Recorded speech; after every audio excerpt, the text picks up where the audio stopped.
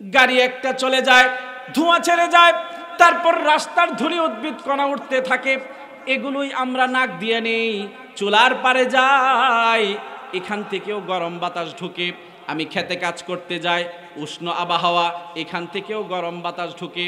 কিন্তু বিজ্ঞান বলে এই ধোঁয়াযুক্ত বাতাস, ধূলিবালিযুক্ত বাতাস, বিন্দু পরিমাণ গরম বাতাস ফুসফুস কখনোই গ্রহণ করে না, বরং ফুসফুস গ্রহণ করে একদম ঠান্ডা, এয়ার কন্ডিশনার করা, নিট অ্যান্ড ক্লিন, বিন্দু পরিমাণ ধোঁয়া নাই, ধুলা নাই এবং জীবাণু ভাইরাস নাই, এমন বাতাস ফুসফুস গ্রহণ করে।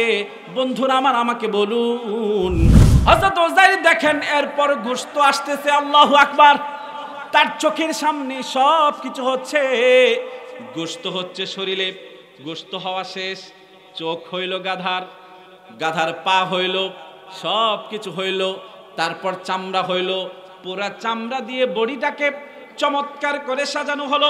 আল্লাহ বলেন, ওয়ানজুর ইলা হিমারিক ওয়ালিনাজালাকা আয়াতাল লিন্নাস ওয়ানজুর ইলাল ইযামি কাইফা নুশিজুহা। এই কোরআন হচ্ছে এমন এক টপিক যেটার মাধ্যমে গোটা পৃথিবীর সকল বিশৃঙ্খলাকে শৃঙ্খলায় আনা সম্ভব, যেটার মাধ্যমে নারীর অধিকার বাস্তবায়ন করা সম্ভব, যেটার মাধ্যমে কৃষকের অধিকার বাস্তবায়ন করা সম্ভব, যেটার মাধ্যমে শ্রমিকের অধিকার বাস্তবায়ন করা সম্ভব, যেটার মাধ্যমে শিশুর অধিকার বাস্তবায়ন করা সম্ভব, যেটার মাধ্যমে সমাজ থেকে সুদ নামক ভয়ঙ্কর থাবা বন্ধ করে দেওয়া সম্ভব, যেটার মাধ্যমে গোটা পৃথিবীর সকল বেহায়াপনাকে বন্ধ করে দেওয়া সম্ভব, যেটার মাধ্যমে আমার ঘরে অসামাজিক কাজ হচ্ছে, আমার মেয়েটা কথা শুনছে না, আমার ছেলেটা কথা শুনে না, প্রেমে মত্ত আছে, আমার ঘরের বউ পরকীয়ার মতো জঘন্যতম কাজে লিপ্ত, এই সকল অশান্তি বিশৃঙ্খলাকে যে মহাগ্রন্থের মাধ্যমে সমাধান করা সম্ভব, সেই গ্রন্থ আল কোরআন। কি বলেন, ঠিক কিনা? সম্মানিত সুধী, ভালো করে কথাগুলো বুঝবেন। দেখেন, আজকে আমরা হাহাকার করছি, আমার ঘরে শান্তি নাই, আমার দোকানে শান্তি নাই, ব্যবসা নীতিতে শান্তি নাই, শিক্ষানীতিতে শান্তি নাই, পরিবার নীতিতে শান্তি নাই, রাজনীতিতে শান্তি নাই, কমিশনারের গদিতে শান্তি নাই, এমপির গদিতে শান্তি নাই, মেয়রের গদিতে শান্তি নাই, কোথাও শান্তি নাই। শান্তির জন্য মানুষগুলো হন করে ছুটছে, কিন্তু শান্তি ধরা দিচ্ছে না। কি বলেন, ঠিক কিনা? কেন? কারণ আমার আল্লাহ শান্তি যেটাই রেখেছেন, যেই প্রেসক্রিপশনে রেখেছেন, সেটাই আমরা মানছি না। কি বলেন, ঠিক কিনা? সেটাই আমরা বাইপাস করে চলছি, সেটাই মাইনাস করে চলছি। এই যে ছোট্ট একটা মোবাইল, এই মোবাইল যিনি আবিষ্কার করলেন, ইনভেন্টর যিনি, উনি তো একটা থিওরি দিয়েছেন। কি বলেন, ঠিক কিনা?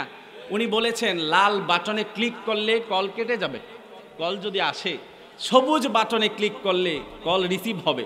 এখন আপনি যদি চিন্তা করেন, মোবাইলটা আমার, চার্জার আমার, ক্ষমতা আমার, শক্তি আমার টাকা দিয়ে কিনেছি, আমি যেভাবে বলবো সেভাবেই চলতে হবে।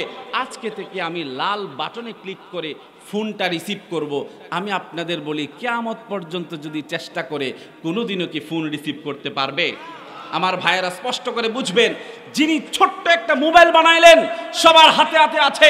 এই মোবাইল থেকে ফুল সার্ভিস পেতে হলে অবশ্যই মোবাইলের ইনভেন্টর যিনি, মোবাইলের আবিষ্কারক যিনি, মোবাইল যিনি তৈরি করলেন, তার ফর্মুলাগুলো মানতে হয়, নয়তো কোনো অবস্থাতেই এই মোবাইল থেকে ফুল সার্ভিস পাওয়া যায় না। তাইলে গোটা পৃথিবী যিনি বানালেন, গোটা পৃথিবীর আনাচ কানাচ সমাজ সব ব্যবস্থা যিনি তৈরি করলেন, সকল মানুষ যিনি দিলেন, আবহাওয়া যিনি তৈরি করলেন, আসমান যিনি তৈরি করলেন, জমিন যিনি তৈরি করলেন, এই গোটা পৃথিবী চলার জন্য তিনি তো একটা সাজেশন বুক দিয়েছেন, তিনি তো একটা গাইড বুক দিয়েছেন। তার গাইড বুক মাইনাস করে, বাইপাস করে কেউ যদি চায় সমাজে শান্তি প্রতিষ্ঠিত করবে, আমি চ্যালেঞ্জ দিয়া বলি, কিয়ামত হয়ে যাবে, কোনোদিন সমাজে শান্তি প্রতিষ্ঠিত হবে না, কোরআন ছাড়া। ঠিক কিনা বলো? সম্মানিত সুধী, এই কারণে আমাদের সমাজের সব সেক্টরে আজকে শান্তি নাই, কারণ হচ্ছে আমরা কোরআন ছেড়ে দিয়েছি। কি বলেন, ঠিক কিনা? কোরআন তো এমন এক গ্রন্থ, আমরা যদি এটাকে ধরি সওয়াব হবে। ঠিক কিনা? কেউ যদি টাচ করে সওয়াব হবে, কেউ যদি বুকের সাথে মিলিয়ে নেয় সওয়াব হবে। কোরআন এমন এক গ্রন্থ, কেউ যদি চুমু খায় সওয়াব হবে, কেউ যদি এটা পড়ে সওয়াব হবে, কেউ যদি শুনে সওয়াব হবে, পড়ে বুঝলেও সওয়াব হবে, পড়ে না বুঝলেও সওয়াব হবে, শুনে বুঝলেও সওয়াব হবে, শুনে না বুঝলেও সওয়াব হবে। কোরআনের দিকে কেউ যদি তাকিয়ে থাকে সওয়াব হবে। এমনকি আমি চ্যালেঞ্জ দিয়ে বলি, কোরআনের আলেম যারা, কোরআনের মুফাসসির যারা, কোরআনের শিক্ষক যারা, কোরআনের মুদাররিস যারা, কোরআনের ছাত্র যারা, মাদ্রাসায় পড়ে, মসজিদের ইমাম সাহেব, মসজিদের মুয়াজ্জিন সাহেব যারা কোরআনের সাথে রিলেটেড, এদের সাথে যারা সুসম্পর্ক বজায় রাখবে, এদের সম্পর্কে সুধারণা যারা রাখবে, এরা যত বড় পাপিষ্টই হোক, শুধুমাত্র কোরআনের কারণে, কোরআনের সম্পর্কের কারণে, কোরআনের মর্যাদার কারণে যেই সমস্ত লোকেরা কোরআনওয়ালাদের সাথে সুসম্পর্ক বজায় রাখবে, আমি চ্যালেঞ্জ দিয়ে বলি আসমান ফেরে তাদের উপর রহমত নাজিল হবে। ঠিক কিনা বলে? এমন গ্রন্থ কোরআন, এমন পাওয়ার কোরআনে, আপনি যা চান সব পাবেন কোরআনে। যেই প্রশ্নই করেন কোরআন সমাধান দিতে পারবে। কি বলেন ঠিক কিনা? আমরা যদি কারো সাথে প্রথমে আমাদের দেখা হয়, আপনার বাড়িতে কেউ আসলো বা এলাকাতে, মসজিদে গেলেন নামাজ পড়তে, একজনকে দেখলেন, জীবনেও দেখি নাই, তাকে সর্বপ্রথম প্রশ্নটা কি করবেন? সালাম দিয়ে তারপর প্রশ্ন করবেন, হোয়াট ইজ ইউর নেম? তোমার নাম কি? কি বলেন ঠিক কিনা? তোমাকে তো এই এলাকায় দেখি নাই, তোমার বাড়ি কোথায়? কি বলেন ঠিক কিনা? আমি বললাম কোরআনে যা জিজ্ঞেস করবেন সব আপনি পাবেন।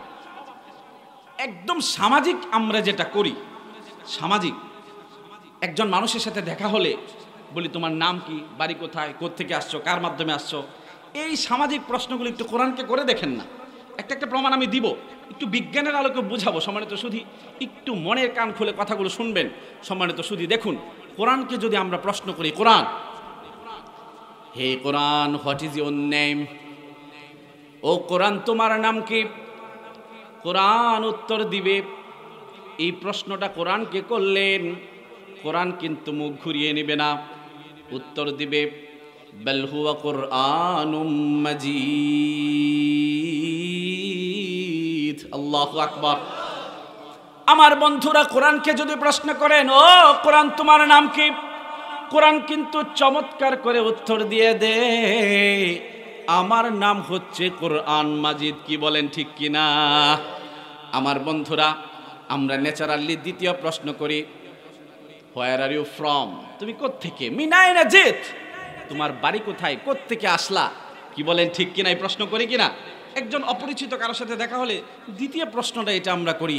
এই প্রশ্নটা যদি কোরআনকে করি, ও কোরআন তোমার বাড়ি কোথায়, তুমি কোত্থেকে আসছো, হোয়ার আর ইউ ফ্রম? আমার বন্ধুরা, কোরআনকে এই প্রশ্ন করলে কোরআন বলে ফি লাউহিম মাহফুজ। কোরআন বলে আমি এই দুনিয়াতে আসার আগে, আমি তোমাদের কাছে আসার আগে আমি ছিলাম লৌহে মাহফুজে, অর্থাৎ আমার বাড়ি ছিল লৌহে মাহফুজ। সুবহানাল্লাহ। আমার বন্ধুরা, কোরআনকে যদি আরেকটু সামনে বেড়ে প্রশ্ন করি, ও কোরআন তুমি কার কাছে আসলা, কার বাড়িতে বেড়াতে আসলা, ও কোরআন তুমি কার উপর নাজিল হলা, কোরআন কিন্তু চমৎকার করে বলে দেয় মুহাম্মাদুর রাসূলুল্লাহ। আমার বন্ধুরা, কোরআন বলে আমি নবীজির উপর নাজিল হয়েছি। এবার কোরআনকে যদি প্রশ্ন করেন, ও কোরআন নবীজির বাড়িতে বেড়াতে আসছো, নবীজির কাছে আসছো, ভালো কথা, কখন আসলা? সুবহানাল্লাহ বলি ভাই। কোরআন উত্তর দেয় শাহরু রমাদান আল্লাযী উনজিলা ফীহিল কুরআন। আল্লাহু আকবার। কোরআন উত্তর দেয় আমি এসেছি রমজান মাসে। কবে? রমজান মাসে। এবার কোরআনকে প্রশ্ন করলাম, ও কোরআন রমজান মাসে কখন আসলা, দিনে আসছো না রাতে আসলো? কোরআন বলে হামিম ওয়াল কিতাবিল মুবিন ইন্না আনজালনাহু ফি লাইলাতিন মুবারাকাহ। আল্লাহু আকবার। আমার বন্ধুরা, কোরআন বলে আমি এসেছি লাইলাতিন মুবারাকাহ, বরকতময় রজনীতে, লাইলাতিন মুবারাকাতে এসেছি। এবার কোরআনকে প্রশ্ন করলাম, ও কোরআন লাইলাতিন মুবারাকা কোনটা, বরকতময় রজনী কোনটা? কোরআন নিজে উত্তর দেয় সূরাতুল কদরের মধ্যে, ইন্না আনজালনাহু ফি লাইলাতিল কদর লাইলাতুল মুবারাকা হচ্ছে লাইলাতুল কদর। আর এই লাইলাতুল কদরের মধ্যে আমার আল্লাহ আমাকে এই পৃথিবীতে পাঠিয়েছেন, সুবহানাল্লাহ। এবার কোরআনকে প্রশ্ন করলাম, ও কোরআন, ঠিক আছে লাইলাতুল মুবারাকাতে আসছো, বরকতময় রজনীতে আসছো, লাইলাতুল কদরে তুমি পৃথিবীতে আসলা, রমজান মাসে আসলা, নবীজির কাছে আসলা, ছিলা তুমি লৌহে মাহফুজ। ও কোরআন, এবার বলো তুমি কার পক্ষ থেকে আসছো? নরমাল একটা প্রশ্ন, তুমি কার পক্ষ থেকে আসলা? আমার বন্ধুরা, এই প্রশ্নটা যদি কোরআনকে ছুড়ে দেই, কোরআন চমৎকার করে উত্তর দেয়, তানজিলুম মির রাব্বিল আলামিন। আল্লাহু আকবার। কোরআন বলে আমি পৃথিবীতে আসছি আল্লাহর পক্ষ থেকে, দো জাহানের মালিক আল্লাহর পক্ষ থেকে আমি পৃথিবীতে আসছি। এবার কোরআনকে যদি প্রশ্ন করি, ও কোরআন তুমি কেন আসছো, কাদের জন্য আসছো? কোরআন বলে আলিফ লাম মিম যালিকাল কিতাবু লা রাইবা ফীহি হুদাল লিল মুত্তাকিন।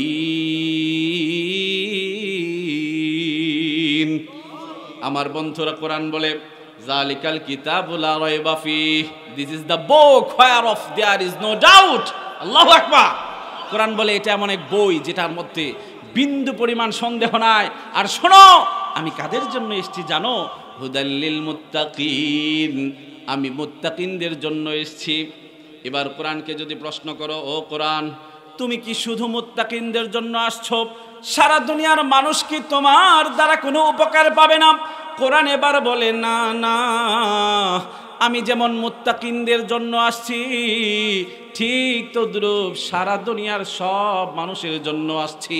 ইহুদি বলেন, খ্রিস্টান বলেন, নাসারা বলেন, বৌদ্ধ বলেন, যে কেউ কোরআনের দ্বারা গবেষণা করবে, কোরআনের টাচ নিতে থাকবে, যে কেউ, সেই তো কোরআনের আলোয় আলোকিত হয়ে যাবে। ঠিক কিনা বলেন?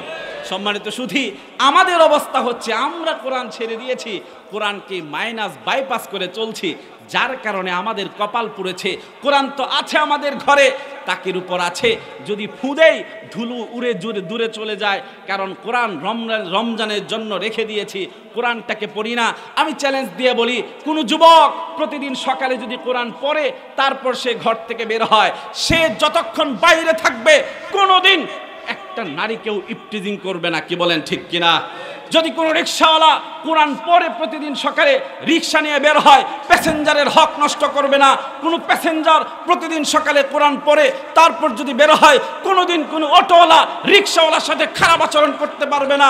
কোনো ব্যবসায়ী যদি প্রতিদিন সকালে উঠে কোরআন পড়ে তারপর তার ব্যবসার গদিতে বসে, কখনো জনগণকে 2 নাম্বার মাল 1 নাম্বার বলে বেচতে পারে না। ঠিক কিনা বলেন? সম্মানিত শুধু এটাই কোরআনের পাওয়ার। যে কেউ কোরআনের টাচ নিবে, যে কেউ, সেই উপকৃত হবে। সুতরাং কোরআন বলে, শোনো, আমি শুধু মুত্তাকিনদের জন্য নয়, এই পৃথিবীর সকল মানুষদের জন্য এসেছি। এমনকি কোনো ইহুদি, কোনো খ্রিস্টান, কোনো বিধর্মী, কোনো নাসারা, কেউ যদি আমাকে রেগুলার টাচ করতে থাকে, আমি তো এমন পাওয়ার দিব, এর কলিজাটাই চেঞ্জ করে তাকে জান্নাতি বানায়া দেব। সুবহানাল্লাহ। এর অনেক প্রমাণ আছে। এই যে আমি কথাটা বললাম, এটা তো আমার দাবি, প্রমাণ আছে না নাই? সম্মানিত সুধী, পৃথিবীতে ভিলেন ছিলেন একজন, ভয়ঙ্কর লোক ছিলেন হযরত ওমর। ঠিক কিনা? হযরত ওমর রাদিয়াল্লাহু তাআলা আনহু, যখন তার কানে, তিনি গিয়েছিলেন নবীজির কল্লা আলাদা করতে, কিন্তু যেই মুহূর্তে তার কানে কোরআনের আওয়াজ ঢুকলো, আল্লাহু আকবার, আল্লাহু আকবার, কোরআন তার কানে ঢুকলো, মনে হলো এটা চর্মকান দিয়ে ঢুকে নয়, বরং চর্মকান দিয়ে ঢুকেছে, কিন্তু আঘাত করেছে কলিজায়। কলিজাটা চেঞ্জ করে দিয়ে হযরত ওমরকে খুলাফায়ে রাশিদিনের অন্তর্ভুক্ত করে জান্নাতে বানিয়ে দিল কোরআন। কি বলেন ঠিক কিনা? অথচ তিনি যাচ্ছিলেন নবীজিকে হত্যা করতে। কি বলেন? এই কাজটা কি খুব ভালো ছিল? সেটা তো ওমরের কথা বললাম। এভাবে বলতে থাকলে 1500 বছর পর্যন্ত বলা যাবে। 1500 বছর পর্যন্ত কোরআন যেই টাচ করেছে সেই উপকৃত হয়েছে। আজকে আমাদের অবস্থা, আমরা যুব সমাজ, আমরা বৃদ্ধ সমাজ, কোরআনটা ধরিই না, পড়বো তো দূরের কথা, কোরআনটা ধরিই না। কি বলেন ঠিক কিনা? অথচ কোরআন যদি আমরা ধরতে থাকি রেগুলার, আমি বলি চ্যালেঞ্জ দিয়ে, একজন মানুষ কোরআন তেলাওয়াত পারে না, ওযু করে সে যদি বুকের সাথে লাগায়, গভীর নিঃশ্বাস নেয়, যে শান্তি সে পাবে, এভাবে যদি অভ্যাস করে, তার মানসিক যে পিস, মানসিক যে শান্তি তার মধ্যে চলে আসবে, এটা কখনো টাকা পয়সা দিয়ে কেনা যাবে না। কি বলেন ঠিক কিনা? সম্মানিত সুধী, আমরা পৃথিবীর ইতিহাস মন্থন করলে, ইতিহাস ঘাটাঘাটি করলে দেখতে পাই, একটু যদি গবেষণা করেন, আপনারা শুনেছেন, জানেন সবাই, ডক্টর মরিস বুকাইলির কথা শুনেছেন। উনি কিন্তু কোরআন রিসার্চ শুরু করেছিলেন কোরআনে ভুল ধরার জন্য, ঠিক কিনা? কিন্তু আশ্চর্য কি জানেন, 10 বছর পরে উনি নিজেই লিখেন একটা কিতাবে, the Bible, the Quran in science, এর মধ্যে উনি নিজেই লিখেছেন, আমি তো কোরআনটা রিসার্চ শুরু করেছিলাম ভুল ধরার জন্যে, কিন্তু এই কোরআনটাকে টাচ করতে করতে করতে করতে আমার অবস্থা এমন হলো, এই কোরআনের প্রতি কেমন যেন আমার ভালোবাসা তৈরি হয়ে গেল।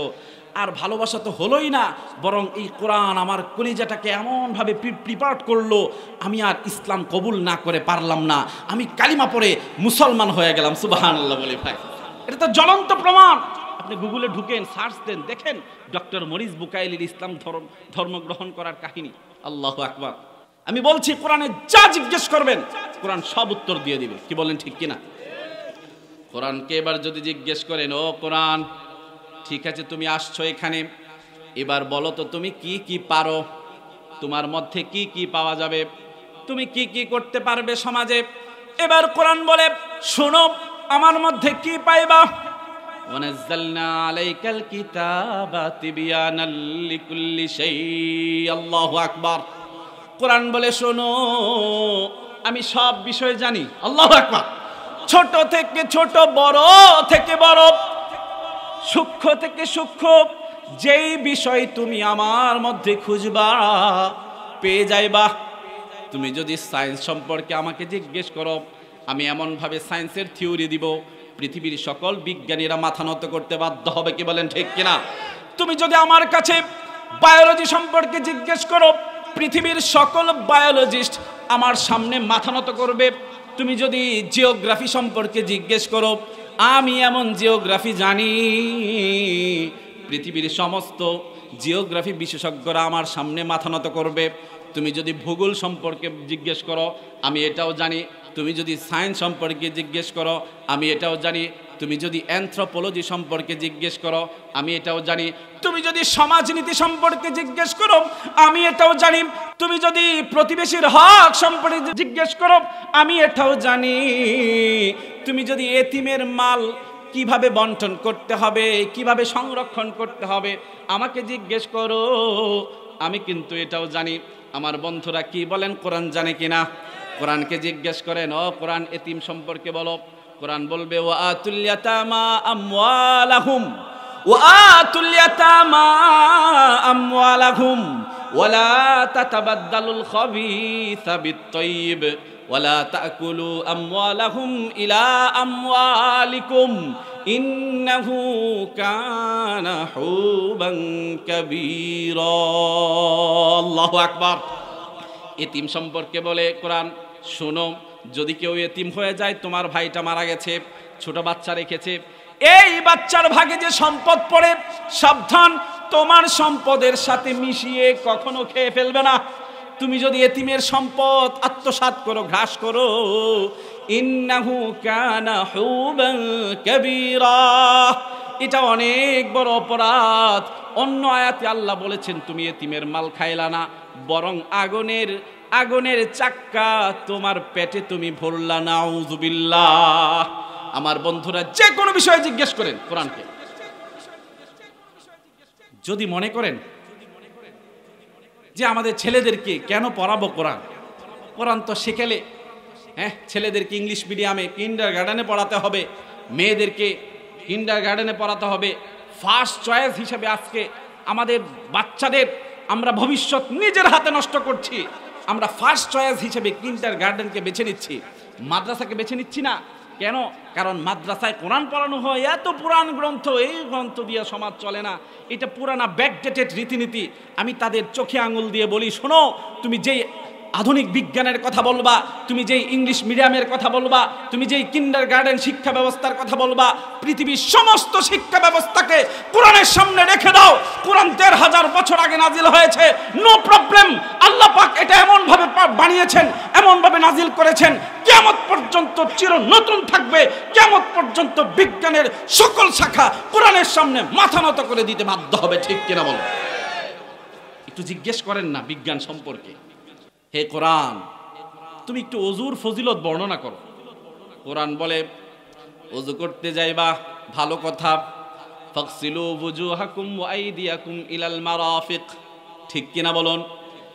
তুমি নামাজ পড়তে যাইবা, সর্বপ্রথম ভালো করে ওযু করবা। ওযুর জন্য তোমার হাত ভালো করে ধৌত করবা। সুবহানাল্লাহ। আমার বন্ধুরা দেখুন, আমি যদি ওযু নিয়ে বলতে থাকি, ওযুর যতগুলো কাজ আছে, আমরা ওযুতে সর্বপ্রথম কি করি বলুন না? সর্বপ্রথম কি করি? বিসমিল্লাহ। বিসমিল্লাহ পরে এই কবজি পর্যন্ত চমৎকার করে 3 বার ধৌত করি। তো বিসমিল্লাহ পড়া সুন্নাহ, কবজি পর্যন্ত 3 বার ধৌত করা এটাও সুন্নাহ। কি বলেন, ঠিক কিনা? এটা সুন্নাহ। দেখুন ইসলামের সব বিধান কতটুকুন সায়েন্টিফিক। বিসমিল্লাহ মুখের কথা, জাস্ট নাস্তিকরা বলে একটা মুখের কথা, এটা বললে হয়ে গেল। এটা বললাম, কুরবানি করলাম বিসমিল্লাহ ছাড়া, তাইলে এটা বৈধ হবে না। আর যদি বিসমিল্লাহ বলে জবাই করি তাইলে এই গরুটা বৈধ। এটা কোনো কথা হলো? এটা কি যুক্তিতে ধরে? আচ্ছা আপনারাই বলুন, যুক্তিতে ধরে? যুক্তিতে ধরে না, জাস্ট একটা মুখের কথা। কিন্তু ইসলাম কত সায়েন্টিফিক দেখুন। সিরিয়ার 30 জন বিজ্ঞানী, কয়জন? 30 জন বিজ্ঞানী এই বিসমিল্লাহ নিয়ে গবেষণা করতে শুরু করলো। গবেষণা করতে করতে করতে এরা এক পর্যায়ে কিছু ছাগল, কিছু মুরগিকে বিসমিল্লাহ ছাড়া জবাই করলো। তারপর তাদের সায়েন্স ল্যাবের মধ্যে দিয়ে দিল, মেশিনের মধ্যে দিয়ে দিল। কিছু ছাগল, কিছু মুরগিকে বিসমিল্লাহ বলে জবাই করলো। এগুলোকেও পরীক্ষার জন্য, নিরীক্ষার জন্য এদের মেশিনের ভিতর ঢুকায়া দিল। আল্লাহু আকবার, আল্লাহু আকবার। ঘন্টা 2 ঘন্টা পরে রিপোর্ট চলে আসলো। রিপোর্ট যখন আসলো, বিজ্ঞানীদের চোখ কপালে উঠে গেল, সবাই আশ্চর্যান্বিত হয়ে গেল। আশ্চর্য ব্যাপার, শুধুমাত্র কাউলুল ফাম, মুখের একটা কথা, বিসমিল্লাহির রহমানির রহিম, এটা বলার কারণে যে সমস্ত ছাগল আর মুরগি বিসমিল্লাহ বলে জবাই করে মেশিনের মধ্যে দিয়েছিল, এগুলোর রিপোর্ট যে আসলো, রিপোর্টে দেখলো বিন্দু পরিমাণ ভাইরাস, ব্যাকটেরিয়া, জার্ম কিচ্ছু নাই। সুবহানাল্লাহ বলি ভাই। কিন্তু যেগুলো বিসমিল্লাহ ছাড়া জবাই করেছিল, এগুলো যখন বের করলো, দেখলো ভাইরাস, ব্যাকটেরিয়া, এই পরিমাণ জার্ম জমে আছে। যদি কোনো মানুষ খায়, কোনো বান্দা যদি খায়, তাইলে তার মারাত্মক রকম রোগ হয়ে যাইতে পারে। নাউযুবিল্লাহ বলি ভাই। দিলেন বিসমিল্লাহ বলো, জবাই করো, তারপর এটা পবিত্র হবে। বিসমিল্লাহ না বললে পবিত্র হবে না। যুক্তির কথা। আরেকটা যুক্তি আমি আপনাদের বলি। মনে করেন আমরা বিয়ে করতে গেলে কি করি?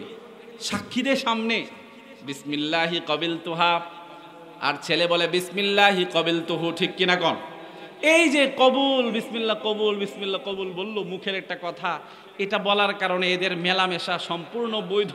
আর যদি এটা নাম বলে, এটা যদি না বলে, এই ফর্মুলাতে এদের যদি বিয়ে সম্পন্ন না হয়, সম্পর্ক সম্পন্ন না হয়, তখন আমরা নারী, ছেলে আর মেয়ের মেলামেশাকে সম্পূর্ণ অবৈধ মনে করি, তাকে ধরে শাস্তি দেই। এমনকি কোরআন বলে শাস্তি দাও মারাত্মক রকম, 100 বেত্রাঘাত করো। যদি বিবাহিত হয় তাকে পাথর মেরে একদম হত্যা করে দাও। সম্মানিত সুধী, এই যে মুখের একটা কথা কবুল, এটা বলার কারণে পবিত্র হয়ে গেল, আর না বললে মারাত্মক রকম হারাম। এটা কোনো কথা? এটা কি যুক্তির কথা? দেখুন বিজ্ঞানের প্রশ্ন শুরু করলো। সম্মানিত সুধী, ওযুর প্রথম কাজ বিসমিল্লাহ, ঠিক কিনা? বিসমিল্লাহ বললাম। 2 নম্বরের কাজটা কি বলুন? হাত আমরা সুন্দর করে 3 বার ধৌত করি, ঠিক কিনা? তো এই সুন্নাহটা নবীজি দিলেন। বিজ্ঞান গবেষণা করলো 3 বার কেন ধৌত করতে হবে হাতটা? ডাইরেক্ট কুলি করলে প্রবলেম কোথায়? দেখুন ডক্টর তারেক মাহমুদ তার বইয়ের মধ্যে লিখেছেন সুন্নতে সুন্নতে বিজ্ঞান। এই বইটা খুললে আপনারা দেখতে পারবেন, সবাই কিনবেন, লাইব্রেরিতে আছে, ইসলামিক সব লাইব্রেরিতে পাবেন। এটা পড়া উচিত, ইসলামের মহত্বগুলো বোঝা উচিত আমাদের। যত পড়বো, তত বুঝবো, তত আমল করতে সহজ হবে। কি বলেন, ঠিক কিনা? সম্মানিত সুধী, 3 বার হাত ধৌত করা সুন্নাহ। সুবহানাল্লাহ। বিজ্ঞান গবেষণা করলো, ডক্টর তারেক মাহমুদ লেখেন বিজ্ঞান দেখলো হাত না ধুয়ে এই হাতটাকে পরীক্ষা করলো, মেশিনের সামনে রাখলো, দেখে হাতের মধ্যে লক্ষ লক্ষ জীবাণু, ভাইরাস, ব্যাকটেরিয়া ভরা। কারণ আমরা যত জিনিসে ধরি সব জিনিসগুলো বর্তমানে কোনো না কোনো কেমিক্যাল দিয়ে বানানো, কি বলেন ঠিক কিনা? এই যে মাইকটা বানানো, এটাও কিন্তু কোনো না কোনো কেমিক্যাল দিয়ে বানানো। যেখানেই ধরি সেখানেই জীবাণু আছে, বাতাস আছে, উদ্ভিদকণা আছে। বাতাসে উদ্ভিদকণা কত পার্সেন্ট জানেন? 0.2%। এই কারণে উদ্ভিদকণা যেহেতু আছে আর সব জায়গায় বাতাস আছে, ভূগোল বলে আমাদের মানুষের শরীরের চতুর্দিকে 4 মণ বাতাস আমাদেরকে সব সময় সাপোর্ট করে রাখে। এই কারণে আমরা যা ইচ্ছা করতে পারি, একদিকে পড়ে যায় না, কি বলেন ঠিক কিনা? সম্মানিত সুধী, সুতরাং বাতাস সব জায়গায় আছে, বাতাসে উদ্ভিদ আছে, উদ্ভিদ যেহেতু আছে, বাতাসে ধূলিকণা আছে, ধূলিকণা যেহেতু আছে, অবশ্যই অবশ্যই জীবাণু আছে। বিজ্ঞান দেখলো মুসলমানরা যখন বিসমিল্লাহ বলে অজু করার আগে 3 বার চমৎকার করে তার হাতটাকে ধৌত করে, 3 বার হাতটাকে ধৌত করার কারণে তার হাত নিট অ্যান্ড ক্লিন হয়ে যায়। এরপর মুখে যখন পানি দেয় কোনো রকম ভাইরাস তার মুখের মধ্যে ঢুকে না, সুবহানাল্লাহ। কিন্তু যদি সরাসরি 3 বার হাত না ধৌত করে সরাসরি মুখে পানি দিয়ে দেয়, কি পরিমাণ জীবাণু ভাইরাস মুখে ঢুকবে, কি বলেন ঠিক কিনা? এই কারণে করোনার সময় বলতো না, হ্যাঁ, খালি হাত কখনো না ধুয়ে নাকে মুখে দেওয়া যাবে না, 30 সেকেন্ড পর্যন্ত স্যানিটাইজেশন করুন, ঠিক কিনা বলেন? হ্যাঁ, সাবান লাগিয়ে করোনার সময় আমরা হাত ধৌত করতাম 30 সেকেন্ড, এরপরে মুখে দিতাম, সব কিছু করতাম। এটা তো বিজ্ঞান এই যে 2020-এর দিকে 21-এর দিকে বুঝলো যে 30 সেকেন্ড হাত ধুইতে হবে। আমার আল্লাহ 1500 বছর আগে অজুর বিধান দিয়েছেন, অজুর বিধানের শুরু দিয়ে দিলেন 3 বার হাত ধৌত করো, তোমরা 30 সেকেন্ড বলো। আর ইসলাম বলছে 3 বার ধোও, তোমার হাতে বিন্দু পরিমাণ জীবাণু থাকবে না, ব্যাকটেরিয়া থাকবে না, তুমি মুখে দিবা, কোনো জীবাণু ঢুকবে না মুখে। সুবহানাল্লাহ বলে ভাই, ইসলামের সব কাজে সায়েন্টিফিক, সব কাজ। এর পরের কাজটা কি বলুন? আমরা কুলি করি, ঠিক কিনা বলেন? কুলি করার পরে নাকে পানি দেই। আল্লাহু আকবার, আমি সবগুলো নিয়ে বলতে পারবো। সম্মানিত সুধী, দেখুন, আমি যদি নাকের কথা বলি, নাকে কেন পানি দেই আমরা? ইসলাম বলল নাকে ভালো করে পানি দাও। শুধু ভালো করেই না, নাকটা ঝেড়ে জুড়ে পরিষ্কার করা মুস্তাহাব। কিতাবে আসছে ইস্তিনশাক শব্দ ইউজ করা হয়েছে, এর মানে হচ্ছে ওযুর সময় নাকে পানি দিয়ে ঝেড়ে জুড়ে পরিষ্কার করতে হবে। কথা বুঝতেছেন আপনারা সবাই? সম্মানিত সুধী, এই ঝেড়ে জুড়ে একদম ক্লিন করে পরিষ্কারের কথা নাকের ভিতরে কেন বলল বিজ্ঞান, কেন বলল ইসলাম? এটা নিয়ে গবেষণা করেছে বিজ্ঞান। সুবহানাল্লাহ। গবেষণা করতে করতে বিজ্ঞান দেখে মানুষের একটা ফুসফুস আছে না নাই? জোরে বলুন, আছে না নাই? এই ফুসফুস প্রতিদিন 500 ঘনফুট বাতাস গ্রহণ করে। সুবহানাল্লাহ বলি। ফুসফুস প্রতিদিন 500 ঘনফুট বাতাস গ্রহণ করে। ফুসফুস যদি 500 ঘনফুট বাতাস গ্রহণ করে, তাইলেই ফুসফুসটা সুন্দর কাজ করতে পারে। ফুসফুসটা স্বচ্ছ থাকে, স্বাভাবিক থাকে, সুস্থ থাকে, আর আমরাও কথা বলতে পারি, আমরাও বকাঝকা দিতে পারি, কি বলেন ঠিক কিনা? সব কিছু করে দিয়েছেন আল্লাহ। এই জবান দিয়ে বকা দেওয়া যাবে? কখনো দেওয়া যাবে না। নবীজি বলেছেন ঠাট্টা করেও কেউ যদি বকা দেয় কবিরা গুনাহ হবে। দেখুন, আমরা কথায় কথায় এই অমুকের বাচ্চা, চল বেড়ায় আসি, কি বলেন ঠিক কিনা? বন্ধুদেরকে, সাথীদেরকে আরেকজন বলে, এই অমুকের বাচ্চা, চল না একটু ঘুরে আসি, বলে কিনা বলেন? এই যে ঠাট্টা করে আমরা গালি দিলাম, এটাও কিন্তু কবিরা গুনাহ হবে, কখনো করা যাবে না, কি বলেন ঠিক কিনা? সম্মানিত সুধী, এই যে ফুসফুস তাড়িত হচ্ছে আর আমরা সব কিছু করছি, যেদিকে ইচ্ছা যাচ্ছি, ফুসফুস যদি কখনো তাড়িত হওয়া কমে যায়, তখনই আমাদের শ্বাসকষ্ট দেখা দেয়, ঠিক কিনা বলুন? নানান রোগ বালাই দেখা দেয়। সম্মানিত সুধী, বিজ্ঞান বলে ফুসফুস 500 ঘনফুট বাতাস গ্রহণ করে। আর আশ্চর্য থিওরি হলো, এই 500 ঘনফুট বাতাসই নাকের 2 ছিদ্র দিয়ে গ্রহণ করে। সুবহানাল্লাহ বলি ভাই, কথা বুঝতেছেন? দেখুন, অজুর ফজিলত, অজু তো সারা জীবনে আমরা করি, কিন্তু উপকারিতা জানি না। সুবহানাল্লাহ, সুবহানাল্লাহ। বিজ্ঞান বলে নাকের 2 ছিদ্র দিয়ে ফুসফুস 500 ঘনফুট বাতাস গ্রহণ করে। কিন্তু আশ্চর্য থিওরি হলো, ফুসফুস যেই বাতাসটা গ্রহণ করে সেটার মধ্যে বিন্দু পরিমাণ ময়লা থাকে না। সুবহানাল্লাহ বলি। বিন্দু পরিমাণ উষ্ণ গরম থাকে না, বিন্দু পরিমাণ ধুলি উদ্ভিদ কণা থাকে না, একদম নিট ক্লিন এয়ার কন্ডিশনার করা একটা বাতাস ফুসফুস গ্রহণ করে। এয়ার কন্ডিশনার ছাড়া যদি ময়লাযুক্ত বাতাস, গরম বাতাস, ধুলিবালিযুক্ত বাতাস, ধোঁয়াযুক্ত বাতাস এগুলো ফুসফুস কখনোই গ্রহণ করে না। এখন আমাকে বলুন, তার মানে কি আমাদের নাকের ভিতর এয়ার কন্ডিশনার ফিটিং আছে? এসি চিনেন না? এসি এয়ার কন্ডিশন কত বড়, এত বড়, এত বড় বড়, ঠিক কিনা বলেন? ট্রাঙ্কের মতো বড় বড় এসি, এগুলো কি নাকের মধ্যে আছে? তাহলে ফুসফুস তো এসি করা বাতাসেই নেয়, অন্য কোনো বাতাস নেয় না।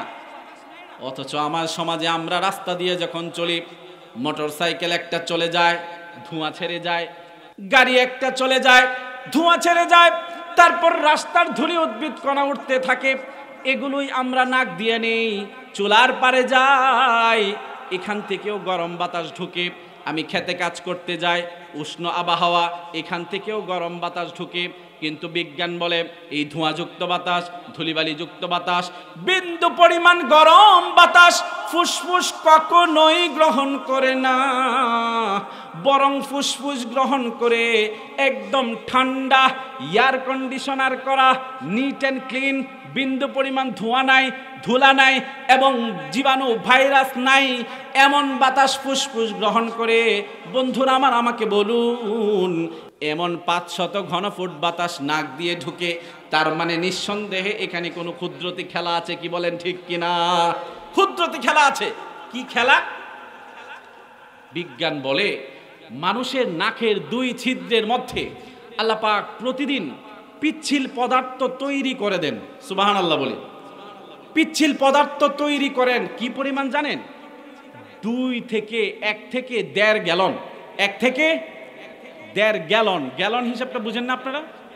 তেলের যারা মাপামাপি করে তারা গ্যালনের হিসাব খুব বুঝে। বিজ্ঞান বলে 1 থেকে 1.5 গ্যালন। 1 গ্যালন মানে হচ্ছে 4.54 লিটার। কথা বুঝে আসছে? 1 গ্যালন মানে 4.5 লিটার, আরো 4 পয়েন্ট বেশি। সুবহানাল্লাহ বলি। তার মানে আমাদের নাকের 2 ছিদ্রে 24 ঘন্টায় পিচ্ছিল পদার্থ জন্ম হয় 4.5 লিটারেরও বেশি। সুবহানাল্লাহ বলি ভাই। দেখুন ক্ষুদ্রতি কি খেলা। এই কারণে নাকের ভিতর যদি আমরা হাত দেই, যখনই হাত দিবেন দেখবেন এক ধরনের পিচ্ছিল পদার্থ হাতে লাগে, ঠিক কিনা বলেন? যার সর্দি লাগে নাই, ঠান্ডা লাগে নাই, কোনো ময়লা নাকে নাই, সেও যদি নাকের ভিতর হাত দেয় এক ধরনের পিচ্ছিল পদার্থ লাগবে কিনা বলুন? লাগবে। বিশেষ না হলে টেস্ট করে দেখেন। আমার আল্লাহ কুদরতিভাবে প্রতিদিন 4.5 লিটারেরও বেশি পিচ্ছিল পদার্থ তৈরি করেন। বিজ্ঞান বলে এই পিচ্ছিল পদার্থের কাজ কি?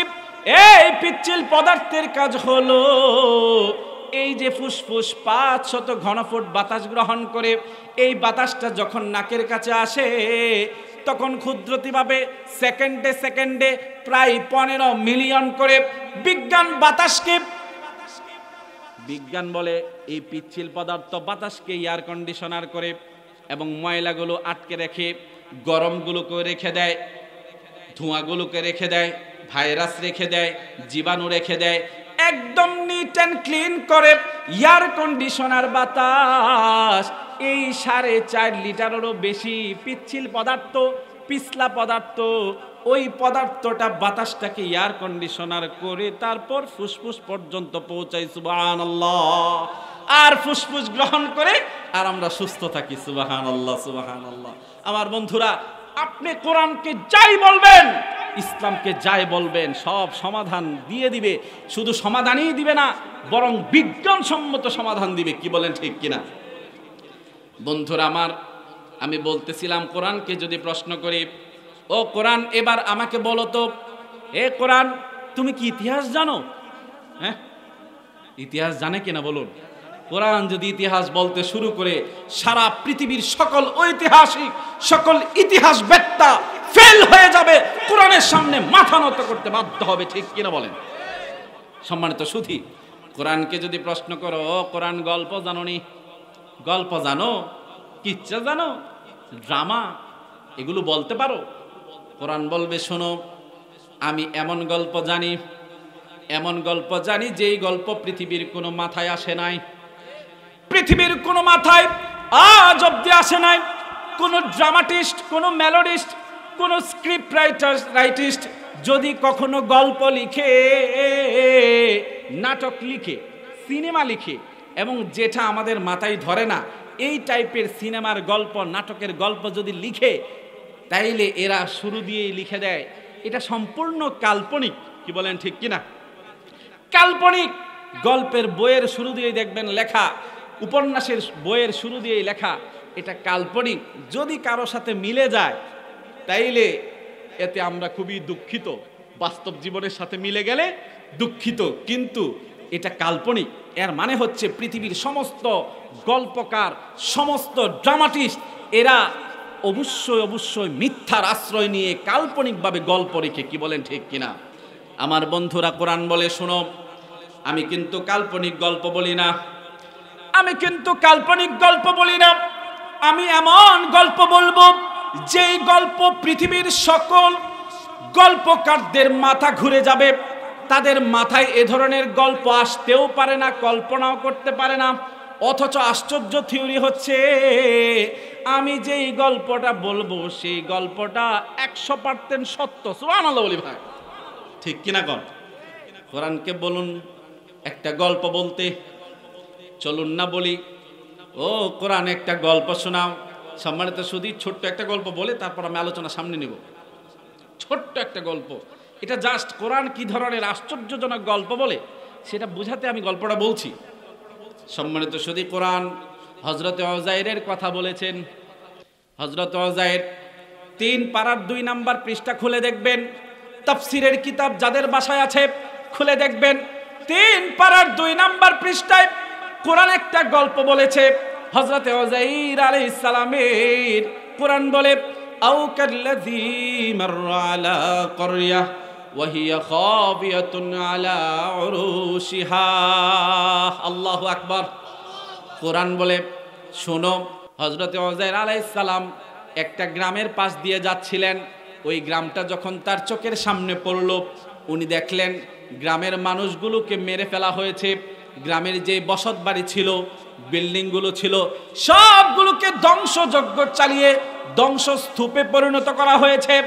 একটা ঘর বাড়িও অবশিষ্ট নাই, সবগুলো ধ্বংস করে মেসাকার করে দেওয়া হয়েছে। আমার বন্ধুরা, তাফসীরের কিতাবে লেখা হয় এটা করেছে রাজা বখতে নসরের আমলে। সম্মানিত সুধীর, ওদিকে আমি যাচ্ছি না। কোরআন কি বলে দেখুন। হযরত উযাইর আলাইহিস সালাম এই গ্রামের সামনে দাঁড়ালেন। দাঁড়িয়ে তার মনে প্রশ্ন জাগলো, এত জঘন্যভাবে ধ্বংস করলো কে? একটা বিল্ডিংও নাই। মনে করেন আপনাদের এলাকা সব মানুষকে মেরে ফেলা হয়েছে, তারপর বিল্ডিংগুলো চূর্ণ বিচূর্ণ করে মাটির সাথে মিশিয়ে দেওয়া হয়েছে। এমন যদি একটা পরিবেশ হয়, আমরা আশ্চর্য হব না? হযরত উযাইর আলাইহিস সালাম খুবই আশ্চর্যান্বিত হলেন আর বললেন, ক্বালা আন্না ইউহয়ি হাযিহিল্লাহু বা'দা মাউতিহা। উনি তার মনে প্রশ্ন জাগলো, হাউ ইজ ইট পসিবল? এটা কি করে সম্ভব যে এত মিসমার করে ধ্বংস করা হয়েছে, এগুলোকে আবার পুনরুত্থান করা, আবার জীবিত করা সম্ভব? বুঝছেন কথাটা? বিন্দু পরিমাণ প্রশ্ন জাগলো মনের মধ্যে। এই যে ধ্বংস করা হয়েছে কঠিনভাবে, এই ধ্বংসযজ্ঞ চালানোর পর আবার কি এগুলোকে পুনরায় সৃষ্টি করা সম্ভব নাকি? এটা কিভাবে সম্ভব? বিন্দু পরিমাণ সন্দেহের একটা প্রশ্ন জাগলো। 100% সন্দেহ উনি করেন নাই, উনি নবী ছিলেন। সুবহানাল্লাহ। সম্মানিত সুধী, ক্বালা আন্না, আন্না মানে কেমনে, কিভাবে। হাউ ইজ ইট পসিবল, এটা কিভাবে? ইউহি হাযিহিল্লাহু বা'দা মাউতিহা, ইন্তেকালের পর, এই ধ্বংসের পর আবার কিভাবে পুনরুত্থান করা যাবে? তার মনে এই প্রশ্ন জাগার সাথে সাথেই আমার আল্লাহ প্রশ্নটাকে ধরলেন। প্রশ্ন ধরে হযরত উযাইর আলাইহিস সালামকে মৃত্যু দিয়ে দিলেন। দেখুন সম্মানিত সুধী, কোরআন কি গল্প বলে। মৃত্যু দিয়ে দিলেন, উযাইর আলাইহিস সালাম মরে গেলেন। আল্লাহ বলেন, ফাআমাতাহুল্লাহু মিআতা আমিন সুম্মা বাসা। উযাইরকে আমি মৃত্যু দিয়ে দিলাম 100 বছরের জন্য। কত বছর? 100 বছর পর্যন্ত হযরত উযাইর ইন্তেকাল অবস্থায় ছিলেন। 100 বছর পর সুম্মা বাসা, তাকে আবার জীবিত করা হলো, তাকে আবার পুনরুত্থান করা হলো। মুফাসসিরিনে কেরাম লিখেন, যেহেতু তার প্রশ্ন ছিল এটা কেমনে সম্ভব, মৃত্যু একটা জিনিসকে, ধ্বংস প্রাপ্ত একটা জিনিসকে আবার পুনরায় চমৎকার করে সৃষ্টি করা, এটা কিভাবে সম্ভব? এই কারণে আমার আল্লাহ মুফাসসিরিনে কেরাম লিখেন, সর্বপ্রথম হযরত উযাইরের চোখে রূহ দিলেন। সুবহানাল্লাহ বলি ভাই, একটু ইমাজিনেশন করেন, আপনারা একটু কল্পনা করেন, চোখে রূহ আসছে, তার মানে দুইটা চোখ এভাবে দেখতেছে, পুরা বডি নাই, কিচ্ছু নাই, দুইটা চোখ। সুবহানাল্লাহ বলি ভাই। হযরত উযাইর আলাইহিস সালামের দুইটা চোখ দেখতে থাকলেন। দুইটা চোখ দেখে তার হাতটা আস্তে আস্তে হয়ে গেছে, তার পা হয়ে গেছে, তার নাক কান গলা সব আস্তে আস্তে হতে শুরু করলো। ওনার চোখ দেখতে থাকলো, তার মাথা হয়ে গেল, পুরা বডিটা আস্তে আস্তে হয়ে গেল। যখন কমপ্লিট একটা মানব দেহ হয়ে গেল, তখন আমার আল্লাহ জিজ্ঞেস করলেন, ও উযাইর কাম লাবিস্ত, হে উযাইর তুমি কতদিন ইন্তেকাল অবস্থায় ছিলে? উযাইর আলাইহিস সালাম বলে, ইয়াউমান আও বা'দা ইয়াউম, একদিন অথবা একদিনের কিছু সময়। সুবহানাল্লাহ বলবেন না? একদিন ছিলাম ইন্তেকাল অবস্থায়, অথবা একদিনের কিছু সময়। আল্লাহ বলেন, বাল্লা বিস্তামিয়াতাম,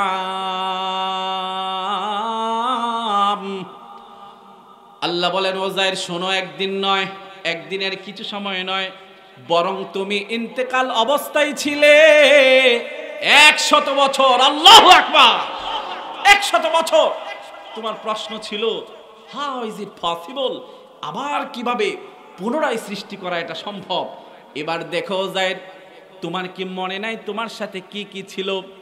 হযরত উযাইর বলেন, হ্যাঁ মনে আছে তো, আমার সাথে ছিল টিফিন কারি, খাবার, টিফিন কারির ভিতরে খাবার ছিল, আবার কিছু সফট ড্রিঙ্কস ছিল, হ্যাঁ পানীয় ছিল, শরাব ছিল খাওয়ার মতো পানীয়, আবার আমার সাথে একটা গাধা ছিল।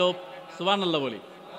হযরত উযাইরকে আল্লাহ বললেন, ফানজুর ইলা তাআমিক ওয়া শারাবিক, হে উযাইর প্রশ্ন তো করেছিলে, মনে মনে প্রশ্ন করেছিলে, কিভাবে আবার পুনরায় আবিষ্কার করা সম্ভব, কিভাবে? আমি আমার কুদরত সম্পর্কে তোমার সামান্য প্রশ্ন জেগেছিল। ও উযাইর দেখো, তোমার সাথে যে খাবার ছিল, টিফিন কারি ছিল, ওই টিফিন কারির মধ্যে খাবার ছিল, তোমার সাথে সফট ড্রিঙ্কস ছিল, এগুলো দেখো একটু তাকিয়ে। ফানজুর ইলা তাআমিকা ওয়া শারাবিক, তোমার খাবারের দিকে তাকাও, তোমার পানীয়ের দিকে তাকাও। লাম ইয়াতাসান্না, আল্লাহু আকবার। 100 বছর চলে গেল, কিন্তু তোমার খাবার আর তোমার পানীয় বাসি পর্যন্ত হলো না। সুবহানাল্লাহ বলেন, বাসি হলো না। বাসি বুঝি না আমরা? রাতে না খাইলে পরের দিন এটাকে আমরা বলি যে এটা বাসি হয়ে গেছে, এটা আমরা খাবো না। বাসি খাবার অনেকেই খায় না, কি বলেন ঠিক কিনা? আল্লাহ বলেন, লাম ইয়াতাসান্না, 100 বছর চলে গেল উযাইর, দেখো তোমার খাবার তোমার পানীয় বিন্দু পরিমাণ কি হয় নাই, বাসি হয় নাই। আরেকটা কি জানি ছিল তোমার সাথে? হয়তো উযাইর কয়, ও আল্লাহ আমার সাথে তো গাধা ছিল, ওই গাধার মধ্যে আমি চড়তাম, চড়ে বেড়াইতাম। উযাইর বলো তো তোমার গাধাটা কোথায়? হযরত উযাইর তাকিয়ে দেখেন, গাধা নাই, গাধা নাই, গাধাটা মরেছে, পচেছে, গলেছে, এমনকি হাড্ডি পর্যন্ত মিসমার হয়ে একদম জমিনের সাথে মিশে গেছে। সুবহানাল্লাহ বলি।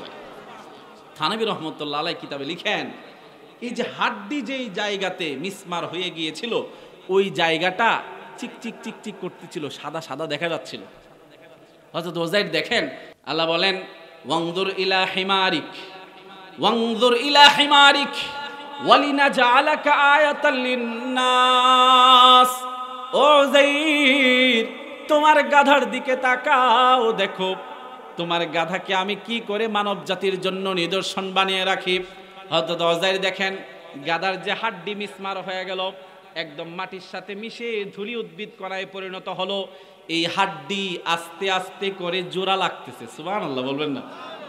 আস্তে আস্তে করে জোড়া লাগতেছে, হাড্ডির কণাগুলো জোড়া লাগতে লাগতে কমপ্লিট হাড্ডি হলো। এরপরে একটা কঙ্কাল হয়ে গেল, গাধার কঙ্কাল। হযরত উযাইর দেখেন, এরপর গোশত আসতেছে। আল্লাহু আকবার।